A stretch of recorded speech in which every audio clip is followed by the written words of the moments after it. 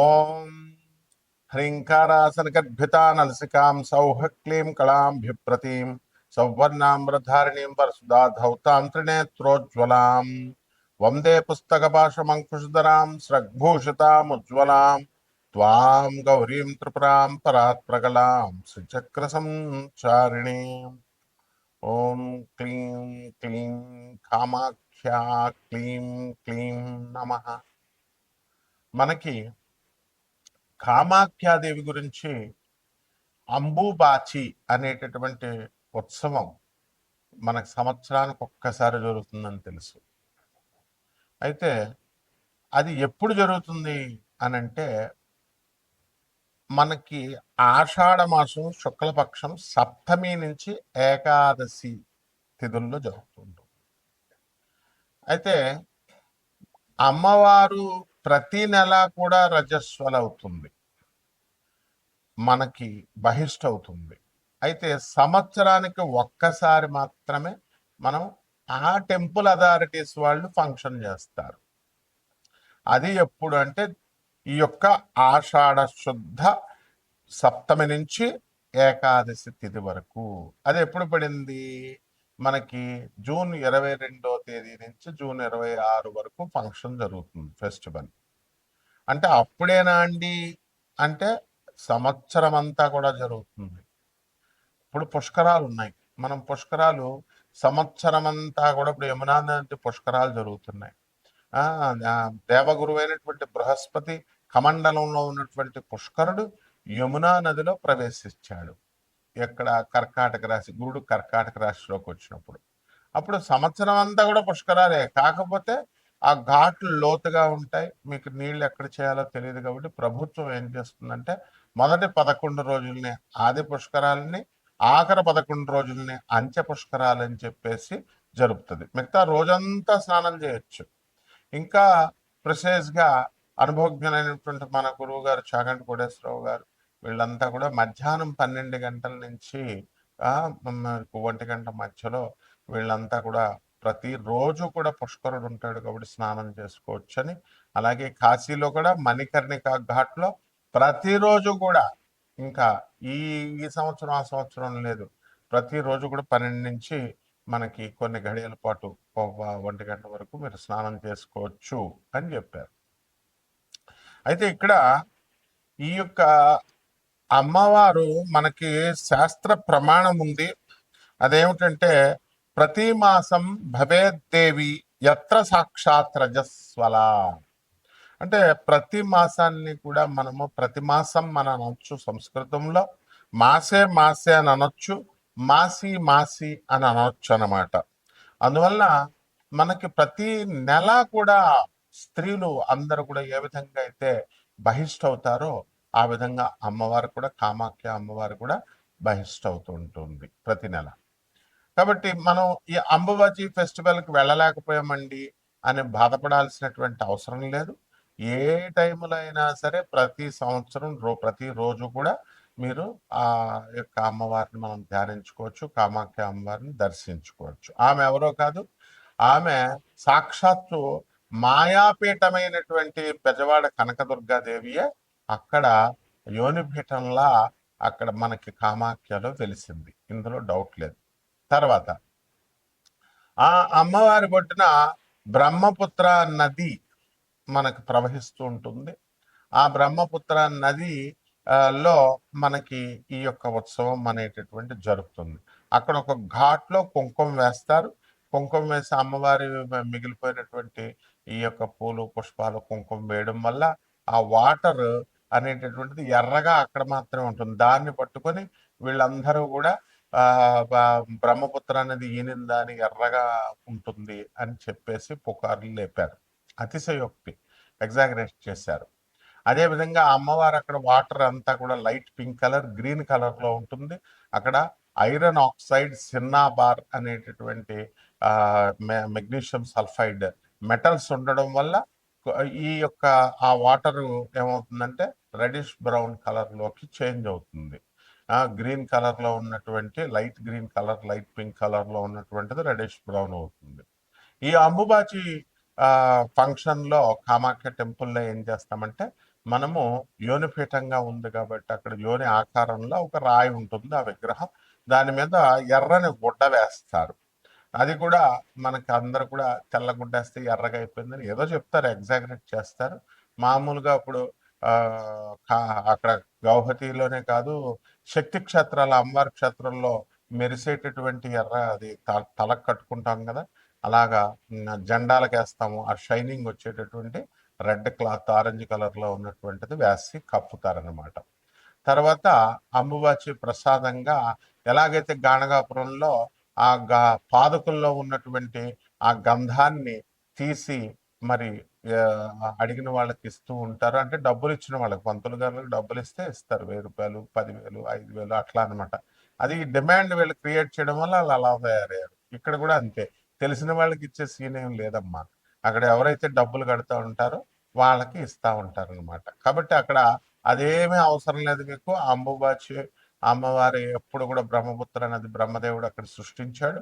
ఆ వాటర్ అక్కడ ఒక స్ప్రింగ్ ఉంటుంది, అంటే వాటర్ ధార, నీటి ధార ఆ అంబుబాచి అమ్మవారి కామాఖ్య టెంపుల్ లోపల అది ఆ యోనిపీఠం మీదగా స్రవిస్తూ ఉంటుంది, ప్రవహిస్తూ ఉంటుంది. ఆ వాటర్ని కొంచెం తీర్థం కింద మనం తాగుతాము. అక్కడ కామాఖ్య టెంపుల్లో 64 యోగిని గణాలు, తర్వాత అష్టాదశ శక్తి పీఠాల దేవతలు, మొత్తం సమస్త శక్తులు అందరు కూడా ఉన్నారు. దశమహావిద్యల అధిష్టాత్రులైనటువంటి తార, మహాకాళి, చిన్నమస్త, త్రిపుర భైరవి, బగళాముఖి, తర్వాత రాజశ్యామల అంటే మాతంగి, తర్వాత భువనేశ్వరి, కమలాత్మిక, ధూమావతి అండ్ షోడసి లలిత అమ్మవార్లందరూ కూడా అక్కడ ఉంటారు. ఆ టెంపుల్ నుంచి ఒక 8 కిలోమీటర్ల దూరంలో భువనేశ్వరి అమ్మవారు ఉంటారు. కాబట్టి సాధన చేయాలి అనుకునేటటువంటి వాళ్ళు అక్కడికి వెళ్ళి దర్శించుకుంటా ఉంటారు, అక్కడ ధ్యానంలో చేసి వస్తూ ఉంటారనమాట. కాబట్టి ఇక్కడ మనకి ఈ అమ్మవారి గురించి ఏం చెప్పారు, పుష్కరాల్లో ఏ విధంగా అయితే మనకి, ఇప్పుడు మాది గోదావరి రాజమండ్రి, గోదావరి పుష్కరాల్లో ఆ సంవత్సరం అంతా కూడా మేము పెళ్లిళ్ళు చేయం ఆ నది ప్రవహించాడు. అలాగే మేము బెజవాడలో పెరిగాం, బెజవాడ కనకదుర్గ దేవస్థానం గురువుల దగ్గర, మన దత్తాత్రేయ శర్మ గారి దగ్గర మేము చదువుకున్నాం. కాబట్టి మరి అక్కడ ఆ కృష్ణానది ఒడ్డున మరి అక్కడ కూడా కృష్ణా పుష్కరాలు జరిగినప్పుడు పెళ్లిళ్ళు చేయం, ఆ నది ఒడ్డున ఉన్నటువంటి శుభకార్యాలు చేయరు పుష్కరాల్లో.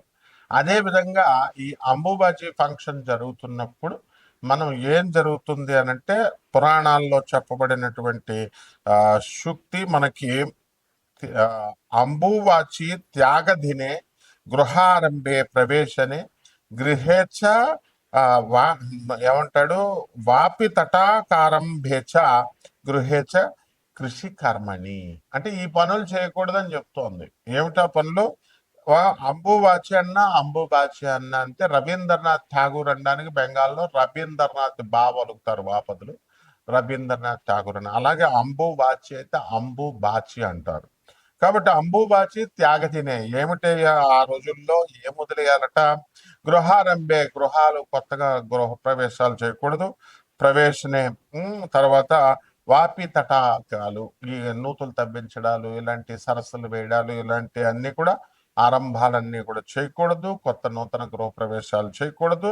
కృషి కర్మని, వ్యవసాయం చేసేటటువంటి రైతులు కూడా ఈ పనులు మానేసుకోవాలి అని చెప్పారు. బాగుంది. అయితే ఈ కామాఖ్య పండగ, కామాఖ్య టెంపుల్ అసలు ఎందుకు ఆవిర్భవించిందండి? ఎందువలన అంటే, ఇప్పుడు జనరల్ గా మనము ఈ ఆడవాళ్ళు ప్రతి నెల కూడా బహిష్టులు అవుతూ ఉంటారు. అది కొంచెం దూరంగా కూర్చోండి అని అంటారు, ముట్టుకోకుండా కూర్చోండి, బయట కూర్చోండి అంటారు. కారణం ఏమిటంటే రెస్ట్ ఇవ్వాలనేటువంటి ఉద్దేశంతో. వీళ్ళ వంటగదిలోకి వెళ్ళొద్దు అంటారు, వంట చేయొద్దంటారు, వంట ముట్టుకోవద్దంటారు. ఈ పనులు ముట్టుకోవద్దమ్మా అంటే ఏంటి, నువ్వు వెళ్ళి ఒక మూల రెస్ట్ తీసుకో. ఎందుకనంటే ఇక్కడ హార్మోనల్ ఇంబ్యాలెన్స్ వల్ల మీకు ఈ యొక్క సమస్యలు అనేటటువంటివి వస్తాయి. ఇది ఋతుక్రమం, ఇది సృష్టి రహస్యము. అందువలన మళ్ళీ నెక్స్ట్ కి ప్యూబర్టీ అండ్ ఫెర్టిలిటీకి, సంతానోత్పత్తి చేసేటటువంటి శక్తి పుంజుకుంటుంది. కాబట్టి ఆ గర్భాశయం, అందువలన రెస్ట్ తీసుకోమ్మా అంటారు. And goddess Kamakhya is the very form of earth. అందువలన ఆమె భూరూపంలో ఉన్నటువంటి భూదేవి కాబట్టి ఆ భూమికి మనం రెస్ట్ పీరియడ్ ఇవ్వాలన్నమాట. అందుకనే ఈ కార్యక్రమాలన్నీ కూడా వ్యవసాయము, దున్నడాలు ఇలాంటి అన్ని కూడా చేద్దు, గోతులు తవ్వడాలని చెప్పాం. అలాగే ఈ యొక్క రజస్వలాన్ని అది మనం ఇర్రెస్పెక్ట్ ఇస్తున్నారు అనేటటువంటి ఆ భావంతో మనం ఉంటాము. No, it is honour. అప్పుడు ఆ కామాఖ్య అమ్మవారికి ఆ స్త్రీ యొక్క బహిష్ట అనేటటువంటిది గౌరవప్రదమైనటువంటి పని, పవిత్రమైనటువంటి క్రియ అనేటటువంటి దాన్ని చెప్పడం కోసమే ఈ అంబుబాచి అనేటటువంటి ఫెస్టివల్ ని మనం కామాఖ్య టెంపుల్లో జరుపుతాం అన్నమాట. ఆ తర్వాత ఈ యొక్క కామాఖ్య అమ్మవారి యొక్క ఇప్పుడు వాళ్ళంతా ఎగ్జాగరేట్ చేసి చెప్తున్నారు. ఈ టెంపుల్కి వెళ్తే అసలు ఇంకా అష్టాదశ శక్తి పురాణాల్లో చెప్పేశారు. అష్టాదశ శక్తి పీఠాలకు అత్యంత శక్తివంతమైనటువంటిది అవేమీ కావు. అష్టాదశ శక్తి పీఠాలు అన్నీ కూడా ఈక్వల్. అండ్ ఈ యొక్క అష్టాదశ శక్తి పీఠాలు అన్నీ కూడా అన్నిటికీ మూలపీఠము, మాయాపీఠము బెజవాడ కనకదుర్గమ్మ దేవస్థానం. కాబట్టి అందువల్లనే ఆమె నుంచి ఈ అష్టాదశ శక్తి పీఠాలైనా, ఈ కామాఖ్య అమ్మవార్లైనా, మొత్తం దశమహావిద్యలన్నీ కూడా ఆవిర్భవించారు. ఆమె ఆది పరాశక్తి. అమ్మల గన్న ఎమ్మ ముగురమ్మల మూల పుటమ్మ చాలా పెద్దమ్మ సురారులమ్మ వేల్పుటమ్మల మనంబుల నుండెడి అమ్మ దుర్గ మాయమ్మ కృపాబ్ధినిచ్యుత మహత్వ కవిత్వ పటుత్వ సంపదల్ అని పోతనామార్చులు అమ్మల్నే కన్నా అమ్మ అమ్మ జగన్మాత తల్లి నువ్వు దుర్గా అని ప్రార్థిస్తాడు. అదేవిధంగా ఈ యొక్క ఆ మనకి బెజవాడ ఇంద్రకీలాద్రి పర్వతం మీద వెలిసింది కృతయుగం అన్నట్టు. అప్పుడు ఆ అర్జునుడు మనకి అక్కడి నుంచి పాశుపతాస్త్రాన్ని తెచ్చుకున్నాడు ఆ కొండ మీద. కాబట్టి ఆ బెజవాడ కనకదుర్గమ్మ దేవస్థానం ఎలాంటిదో, ఈ శ్రీశైలం అమ్మవారు భ్రమరాంబ ఎలాగో, కాళహస్తి జ్ఞానప్రసూనామ్మకి ఎలాగో, అష్టాదశ శక్తిపీఠాల దేవతలు ఎలాగో, ఈ ఈ యొక్క కామాఖ్య అమ్మవారు కూడా అంతే శక్తివంతమైనటువంటిది. ఆమె అక్కడ వెలిసింది కాబట్టి ఈ పీఠం ఎక్కువ, ఆ పీఠం తక్కువ అనేది మనం చెప్పుకోకూడదు. అట్లాగా డిస్క్రిమినేట్ చేయకూడదు. ఇది కూడా ఎగ్జాగరేషన్ అవుతుంది. కాబట్టి శాస్త్రం ఏం చెప్తుంది? మాయాపీఠం అది అమ్మవారు. జ్ఞానినామ చేతాంశ దేవి భగవతి సా బలాద కృష్య మహాయ మహామాయా ప్రయచ్చది అని చెప్తుంది. జ్ఞానులు సైతం మాయలో పడేస్తానంటుంది. యా దేవి సర్వభూతేషు మాయారూపేణ సంస్థిత నమస్తస్యే నమస్తస్యే నమస్తస్యే నమో నమః అన్నాడు.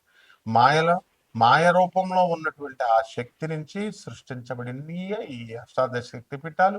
51 శక్తి పీఠాల్లో ఒకటైనటువంటి కామాఖ్య కూడా. కాబట్టి ద్వాదశ రాశుల మీద ఈ కామాఖ్య అమ్మవారు ఉపాసన ఇంట్లో చేసుకోవడం ద్వారా అక్కడికే వెళ్ళలేదని బాధపడాల్సినటువంటి అవసరం లేదు. అక్కడికి టెంపుల్స్కి అసలు వెళ్ళాల్సినటువంటి అవసరం లేదు. అందరూ కూడా ఏంటంటే ఎంకరేజ్ చేసేస్తున్నారు, టెంపుల్స్కి వెళ్ళండి, టెంపుల్స్కి వెళ్ళండి. అప్పుడు ఆ మధ్య అరుణాచలాన్ని ఎంకరేజ్ చేశారు, అంతకుముందు షిరిడీని ఎంకరేజ్ చేశారు, ఆ తర్వాత కాశీ మించింది లేదన్నారు. అంటే సంవత్సరానికి ఒక టెంపుల్ ఫేమస్ అవుతూ ఉంటుందా? వీళ్ళ పర్పజల్ చెప్పేటటువంటి వాళ్ళు పర్పజల్ సర్వ్ అయినప్పుడు వ్యూస్ మీరు బాగా చూస్తూ ఉంటారు కాబట్టి వేరే దేవస్థానం గురించి చెప్తూ ఉంటారు. కాబట్టి దేవాలయాలకు వెళ్ళాల్సినటువంటి అవసరం లేదు. ఆ విగ్రహం అనేటటువంటిది ప్రతిబింబం అన్నమాట. ఆ దేవతకి ప్రతిబింబం ఇంట్లో చేసుకోండి. ద్వాదశ శక్తి పీఠాలన్నింటికి కూడా ద్వాదశ రాశులు వారు ఏ విధంగా ప్రభావితం చేస్తాయి అష్టాదశ శక్తి పీఠాలు, ఈ కామాఖ్య టెంపుల్ అనేటటువంటిది మనం ఒక్కొక్క రాశి వారీగా చెప్పుకున్నాం. మిథున రాశి. ఈ మిథున రాశి వారికి అందరికీ కూడా జన్మంలో బుధుడు మరి జూలై 7వ తేదీ 2026 సంవత్సరం నుంచి ఉన్న కారణంగా ఒక డైలమా స్టేజ్లో ఉంటారనమాట. ఏదైనా సరే నిర్ణయం తీసుకోవాలనుకున్నా సరే చంచలత్వం ఎక్కువగా ఉంటుంది, ఫుల్ కాన్సన్ట్రేటెడ్గా ఉండదు. ఆ తర్వాత జూలై 24వ తేదీ తర్వాత 2026 సంవత్సరం తర్వాత మనకి బుధుడు వక్రిస్తాడు మిథున రాశిలో. కాబట్టి అప్పుడు కొన్ని మాటల సంబంధించి over anxiety and over talking వల్ల కొన్ని సమస్యలు రావడానికి అవకాశాలు ఉంటాయి. అలాగే షేర్స్ స్టాక్ ఎక్స్చేంజ్లో ఉన్నటువంటి వాళ్ళందరూ కూడా ఈ between the 7th and 24th మధ్యలో మంచిగా సంపాదించడానికి ఎక్కువ అవకాశాలు ఉన్నాయి. అలాగే నూతన స్త్రీలతో పరిచయాలు, ఆ తర్వాత వేరే వేరే ఊర్లకు వెళ్ళడాలు, దూరపు బంధువులు అందరూ కూడా కలిసి ఆ విధంగా ఖర్చు అనేటటువంటిది కొంచెం తగ్గుతుందన్నమాట. వాళ్ళే మిమ్మల్ని తీసుకువెళ్ళడము మఠాలకి, పీఠాలకి ఇలా గుళ్ళకి, దేవాలయాలకి ఇవన్నీ కూడా జరుగుతూ ఉంటాయి. అయితే ధనస్థానంలో ఉన్నటువంటి యొక్క గురుడు మరి రవితో కలిసి జూలై 16 నుంచి సంయుక్తంగా మీకు అనేకమైనటువంటి లాభాలను చేకూరుస్తూ ఉంటాడు. కఠినంగా మీరు మాట్లాడినప్పటికీ కూడా మీకు ఈ పనులన్నీ కూడా చకచకా అయిపోవడం అనేటటువంటిది జరుగుతుంది. అంటే లక్ ఫేవర్ అవుతూ ఉంటుంది. అదేవిధంగా ఈ యొక్క ఎప్పుడైతే మనకి షుగర్, డయాబెటీస్, బీపీ ఇలాంటి రోగాలన్నీ కూడా ఉన్నాయో అటువంటి మైగ్రేన్ ఇలాంటి ఈ వ్యాధులన్నీ కూడా కాస్త తగ్గడానికి ఎక్కువ అవకాశాలు కనబడుతున్నాయి మనకి.